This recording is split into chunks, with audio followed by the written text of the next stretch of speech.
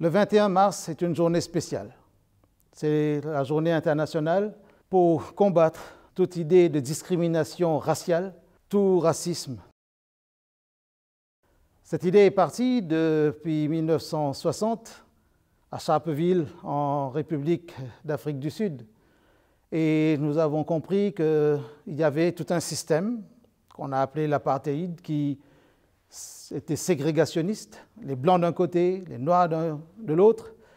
Aux États-Unis, on a connu les mêmes régimes, les mêmes troubles, les mêmes tourments émotionnels. Mais Dieu merci, la société a évolué, mais la mémoire est encore fragile. La mémoire est encore remplie de souffrance, de tristesse, peut-être de colère aussi. Et quand nous parlons de cette lutte contre les discriminations, contre toute forme de racisme, nous comprenons qu'il y a encore des souffrances parce qu'il y a encore des bourreaux. Il y a encore des victimes parce qu'il y a encore des gens qui sont animés d'un mauvais état d'esprit. Quand vous ouvrez un dictionnaire ou à l'article racisme, vous découvrirez deux choses. La notion d'idéologie, à partir d'une sorte de hiérarchisation des races, mais il y a une deuxième notion qui est celle de l'hostilité, qui implique de l'antagonisme, de l'opposition, une sorte de guerre tranquille, une guerre sourde, à cause de la couleur de la peau parfois, ou à cause des régions, des zones d'habitation, selon la richesse d'un pays, ou selon l'histoire même d'un autre pays. Le colonialisme est passé par là, et on a érigé parfois des systèmes où certains étaient voués à l'esclavage, à la servitude, alors que d'autres étaient censés profiter, jouir de tous les bienfaits de cette hiérarchisation des peuples. Aujourd'hui, l'humanité veut dire non à cela. L'humanité veut dire non parce que l'être humain est le même sur tous les continents, dans toutes les cultures. Il n'y a pas d'être humain plus important que d'autres. C'est vrai parce qu'on a fait des catégories socio-professionnelles, on a le sentiment qu'il y a certaines personnes qui sont plus importantes que d'autres. Parfois, on a presque monnayé ces étages pour que chacun se sente bien. L'homme est le même partout. Nous sommes tous frères et sœurs d'humanité. Le racisme est un poison lent qui détruit à petit feu, qui détruit sournoisement. Et je veux inviter toutes les générations à réfléchir pour que jamais, à cause de la couleur de la peau, à cause de la qualité peut-être de la chevelure, on pense qu'un tel est plus important que l'autre.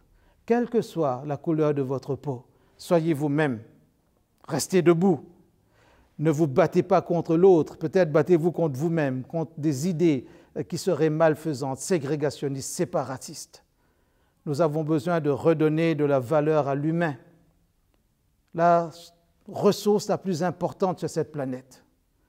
La Bible nous dit, dans Galates chapitre 3, verset 28, il n'y a plus ni juif ni grec, ni homme libre, ni esclave, ni homme, ni femme, mais tous sont un en Jésus-Christ. Ça ne veut pas dire qu'il n'y a pas de différence de personnalité, de différenciation sexuelle. Ça ne veut pas dire qu'il n'y a pas de pays, de peuple, de nation. Cela veut dire qu'il ne faut pas créer des séparations entre les hommes.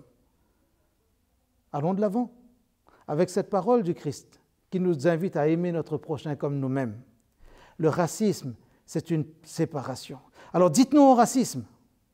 Dites non au racisme. Regardez bien ces feuilles qui vous sont présentées. Dites non au racisme. Le racisme, c'est le séparatisme. Le racisme, c'est l'enfermement. N'entrez pas dans ces prisons et ne mettez personne derrière ces barreaux.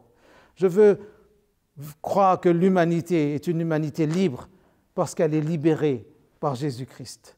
La Bible dit encore, il n'y a aucune condamnation. J'ai envie de dire, il n'y a aucun enfermement, aucun séparatisme pour ceux qui sont en Jésus-Christ. Je souhaite vraiment que chacun de nous grandisse pour donner de la noblesse, du caractère à son frère, à sa sœur. Parce que s'aimer, c'est aimer l'autre. Et aimer l'autre, c'est donner encore plus de dignité à soi-même.